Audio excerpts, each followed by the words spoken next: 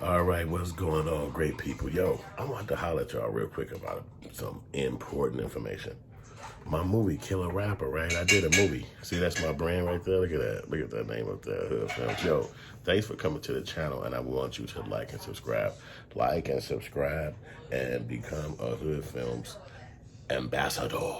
Listen, I appreciate y'all coming back, but I want to talk to you today about my movie, Killer Rapper, and why is the storyline about reparations? Like, why does reparations come up in my movie?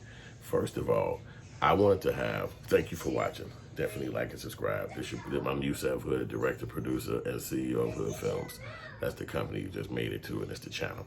So my new movie, which is free right here on this channel, called Killer Rapper, it's a dope movie. You're gonna love it, man. There's a lot going on. There's a lot of heat in that. You're gonna enjoy it. I wrote it, directed, produced it, started it. It's cold, so check it out. All dope actors from Chicago is in it, helping behind the scenes, and we did it. We did a masterpiece with this. So listen, the story. I got a movie that I had heard a song years ago in 2007 called Killer Rapper by KRS-One. After I heard the song, I liked the idea of the song, so eventually I wrote a script, and then I tried to make the movie. Crash, burn, crash, burn. Never could get the movie done. Actors moving out of town, just flopping. Putting money into it, down the ground, down the drain, and became a passion project at this point. So I said to some producers that met me, yo, if we do this new project, I'm acting in it. And they was like, we down with that, Hood, let's do it. My acting debut. So I said, let's do it. So I've been working with actors for like 20-something years as a film director. I got a master's degree in filmmaking. I'm great at this thing. That's why you're at this channel, because you already know that.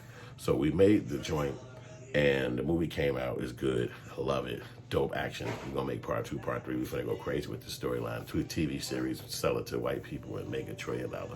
But what happened is I wanted this story to be poignant, because in my era of listening to rap music, there was a lady called C. Dolores Tucker, and this woman hated rap. She thought that rap music was misogynistic and that disrespectful and negative.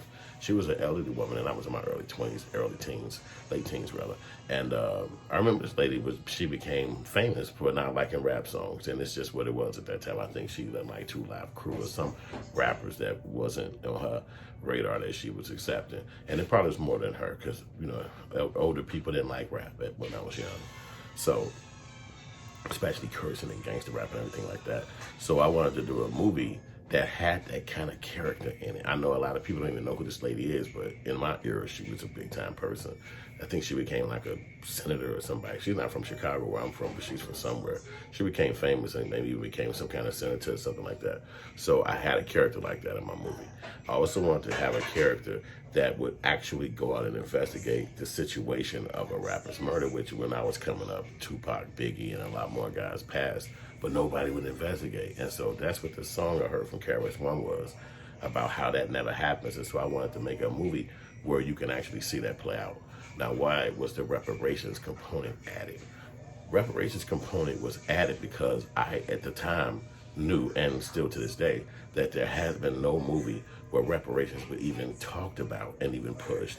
And I knew that I had that opportunity to do that as a film director and a person that people watch my movies and they're interested in my storyline. So I said, you can do this.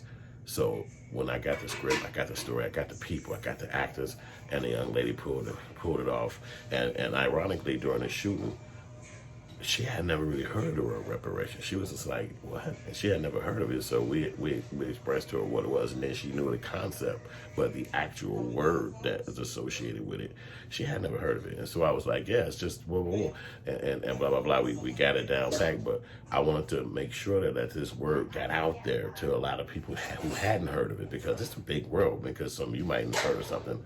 I mean, everybody know about it.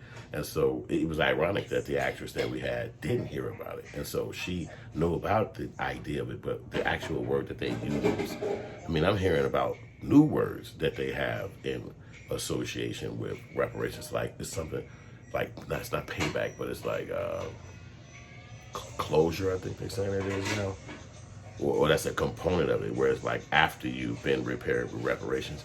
Now it's a segment of reparations called closure, which means we won't come back and ask for more reparations in the future.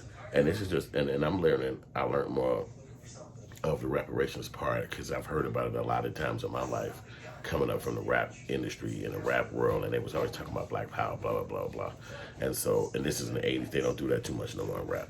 But that was all rap was when I was a kid. And so, as I got older, that changed, but I just never forgot that. So I wanted to put a message out there about something that I knew that people probably heard about, but knew that we all should get that and deserve it, and other countries and other people who America has made atrocities towards have got that. So I wanted to put a movie like that. So I made now, after doing that and bringing this film Killer Rapper to life, I actually have the first movie in American history that is about reparations, that has a reparations component in it. I'm not going to tell you the story. I'm not going to tell you exactly how that all weaves into each other, but I do want you to check the movie out. It's free. It's right on the channel. You don't have to pay any money. I made sure, because I said, look, in order for people to know who I am, they had to see my films. How can you say hood films and they can't never see the movies? So this is my newest movie, released in 2021.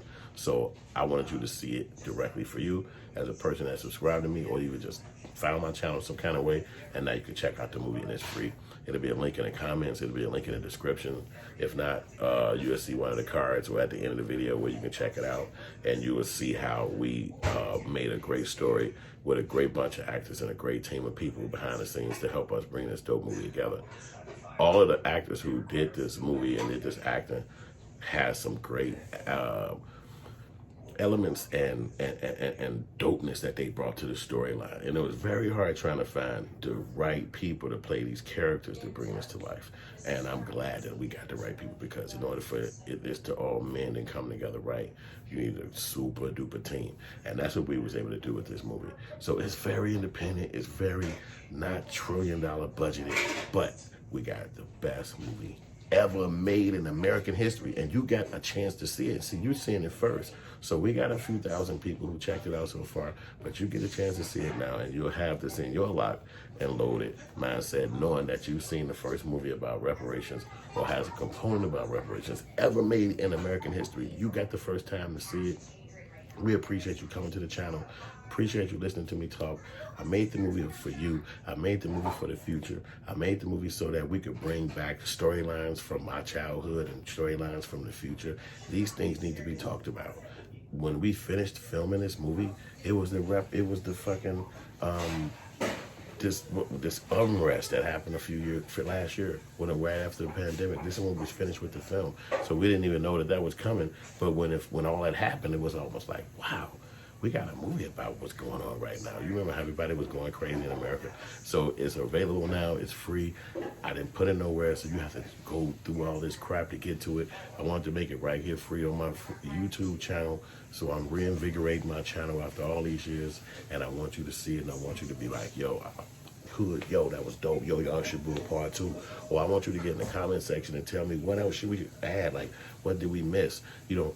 Let's push this agenda so that there's a message out there more than just let's help on part 2. Let's do a part 2 of this story. Let's do a part 3 so that we can continue to have this message out there to the world and talk about something that's important to our culture and to the world. Because black people help make America. We actually are the only people here who are not immigrants. We didn't come here voluntarily. So it's a good thing to talk about that and bring that to the forefront and make sure we put messages out there that the world is going to hear. Thank you for watching. Thank you for subscribing. Thank you for checking us out. Like, comment, appreciate you. Hit the bell notifications, and I'll be at you with another video real soon, baby.